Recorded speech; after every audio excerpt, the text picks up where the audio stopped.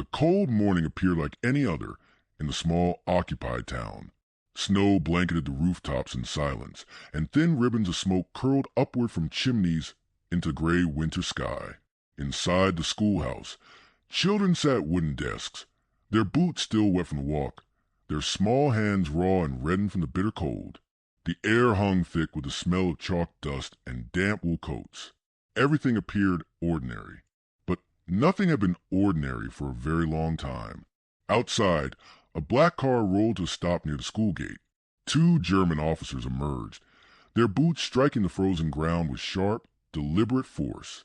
The children did not understand why these men had come. They only knew the cold knot of fear tightening in their stomachs. At the front of the room, the teacher stood near the blackboard, her face composed, her hands steady. Inside, she trembled. She had been waiting for this moment, preparing for in the quiet hours of sleepless nights. Her plan was already in motion. There would be no turning back now. The town had not always carried the suffocating silence. Before the war swept through like a plague, people filled the streets with loud conversation. Laughter spilled from shop doorways, and heated debates echoed from crowded cafes. Now voices dropped to whispers, and eyes remained fixed on the ground. German flags hung from buildings where familiar local signs had once welcomed neighbors. Soldiers patrolled the cobblestone streets with the confidence of conquerors, because that is exactly what they had become. Every footstep felt monitored. Every spoken word carried the weight of potential danger. Schools had transformed into instruments of control. German regulations dictated what could be taught and what must never be spoken. Officers appeared in classrooms without warning, their cold eyes scanning faces, their ears straining for any hint of defiance. Teachers received new textbooks filled with hatred and propaganda. Children learned who they must despise and who they must worship. They sang songs in a language of violence they could not truly comprehend. Some wept at night, begging their parents to explain why their beloved teacher now seemed so sad. But parents had no answers to give. Fear had woven itself into the fabric of daily existence, as essential and unavoidable as bread or water. Before the war reshaped her world, she had been someone else entirely. She grew up in a small village nestled beside a gentle river, where days unfolded slowly and neighbors greeted each other by name. Her father worked the land with calloused hands. Her mother stitched clothing by lamplight. Together, they taught her that words carried power and that lies could wound deeper than any fist. She fell in love with books as a young girl, reading by candlelight beneath her blankets, dreaming of the day she might teach others to discover the same magic within pages. She became a teacher because she believed children held the future in their small hands. She believed that if young minds learned truth, kindness, and courage, the world itself might slowly transform. Standing before a blackboard once filled her with profound joy. Teaching felt like constructing something beautiful and lasting, but war shattered that feeling into pieces. Now every lesson felt like a betrayal, a lie she was forced to place upon innocent tongues. When the Nazis seized control, they poisoned everything she had built. New textbooks arrived bearing harsh words and monstrous ideas. She was ordered to read them aloud, to make children repeat phrases that twisted her stomach. Sometimes soldiers positioned themselves at the back of the classroom, watching her every gesture, listening to her every word. Her hands trembled the first time she opened those books. She felt as though she was wounding her own students with each sentence that left her lips. She spoke the required words, but inside, something fractured. Sleep abandoned her. Night after night, she lay awake, haunted by the memory of confused and frightened eyes staring back at her. Shame consumed her because she had become an instrument in planting lies within young minds. Yet she also understood that open defiance meant death. So she smiled to the daylight hours, taught the hatred they demanded, and wept alone when darkness fell. One morning, soldiers marched down her street. Boots struck the pavement like war drums. Doors splintered under violent kicks. Families were dragged outside without warning, without time to gather even a photograph. She watched from behind her curtain as a mother she recognized was pulled screaming into the street, crying out her child's name. The child never appeared. The following day, one of her students was absent. His desk sat empty. His books remained exactly where he had left them. No one asked where he had gone. No one dared speak his name. Something fundamental shifted inside her that morning. Fear still lived in her chest, but now anger burned beside it. She stood at the blackboard, chalk in hand, and understood with sudden clarity that mere survival was no longer enough. She would fight in her own quiet way. Without speaking a word, she made her decision. She began with gestures so small they seemed invisible. A carefully chosen word here, a meaningful glance there, designed to pass unnoticed by watching soldiers. She wrote tiny notes in the margins of textbooks, marks so subtle only the right students might understand.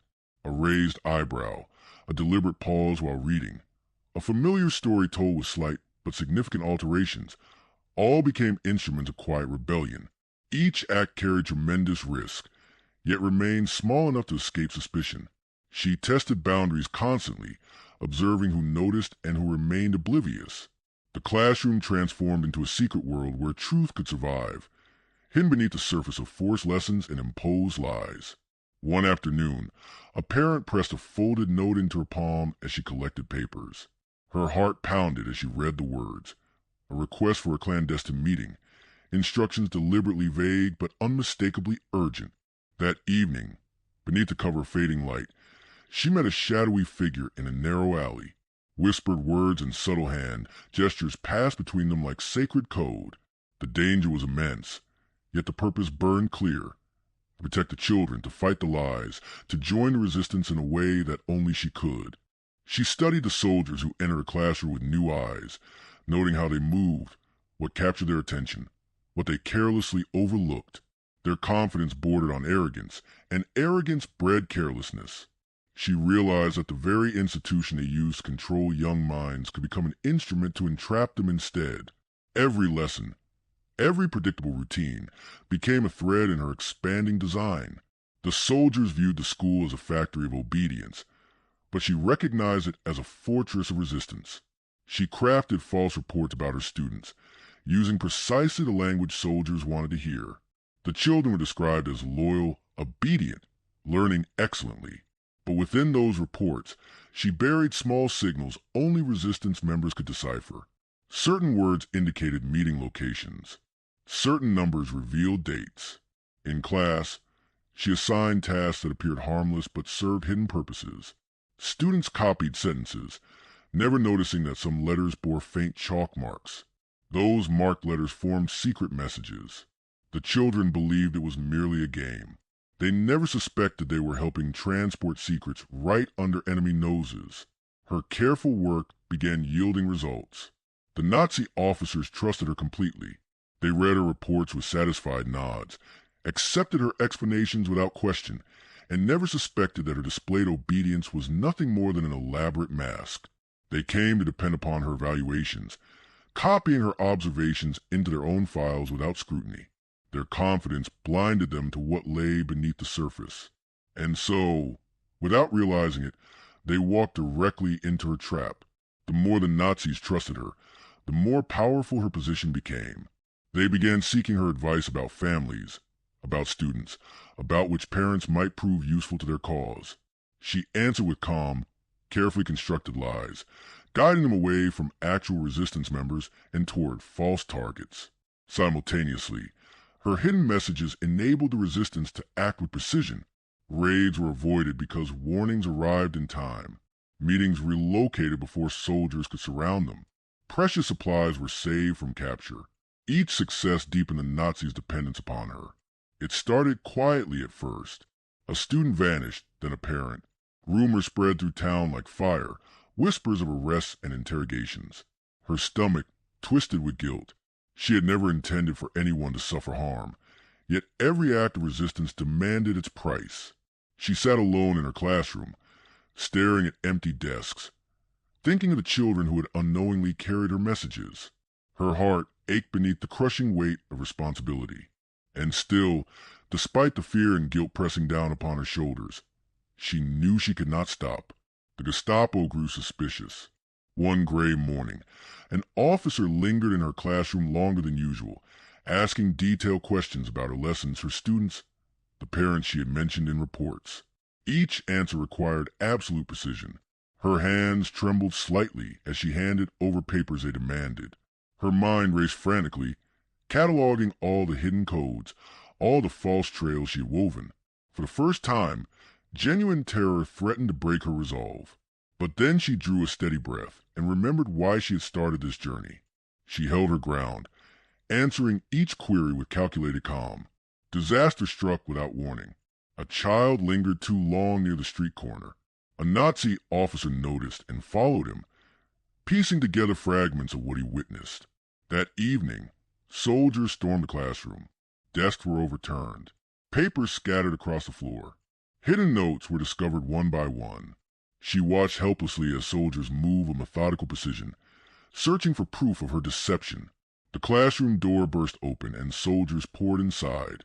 She felt cold metal handcuffs closing around her wrists before her mind could process what was happening.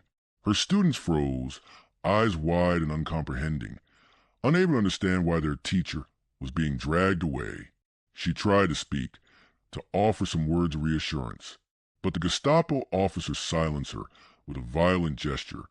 Soldiers escorted her down the hallway, and every footstep echoed like a funeral drum. She was thrown into a dim, freezing room. Interrogators circled her like predators, their questions sharp as knives. Pain arrived quickly. Slaps struck her face. Harsh hands gripped her arms. The sting of leather left burning trails across her shoulders. Yet through it all, she maintained her silence on matters that truly counted. Her body ached with fresh wounds, but her mind remained sharp. She transformed her own methods into opportunities, answering questions with truths twisted just enough to mislead, planting seeds of doubt wherever possible. Her body suffered terribly, but her intellect became her greatest weapon. Even from behind iron bars, she understood that her trap had worked. German officers, trusting her completely, had walked directly into the web she had spent months spinning. Military supplies were misdirected. Patrol routes became confused. Secret operations were sabotaged without anyone suspecting a schoolteacher had orchestrated their failure. Her lies had transformed into weapons sharper than any blade. Her time in the camp became a blur of harsh routines and constant vigilance. Each day brought bitter cold, gnawing hunger, and the ever-present threat of violence. Yet she held her head high, drawing strength from memories of purpose. She counted days by scratching tiny marks on the wall, thinking constantly of the children she had protected. Even in the bleakest moments, she found strength in knowing her sacrifices had mattered. When liberation finally arrived, she emerged weak and scarred, her body bearing permanent marks of endurance. But her mind remained full of secrets, and her heart held the quiet knowledge that her story had not been lived in vain. After the war ended, the town began its long healing. Whispers of her deeds surfaced like flowers through scorched earth. Former students shared fragments of memory. Resistance members spoke openly about the mysterious teacher who had protected their operations. Historians eventually gathered these pieces, revealing how an ordinary schoolteacher had outwitted occupiers and saved countless lives through courage and unbreakable will. Her story illuminates a profound truth. True bravery often remains invisible. A teacher faced tyranny armed with nothing but chalk and cleverness. No monuments celebrated her victories. There was only quiet defiance hidden beneath ordinary life. Her legacy reminds us that heroism does not announce itself with fanfare.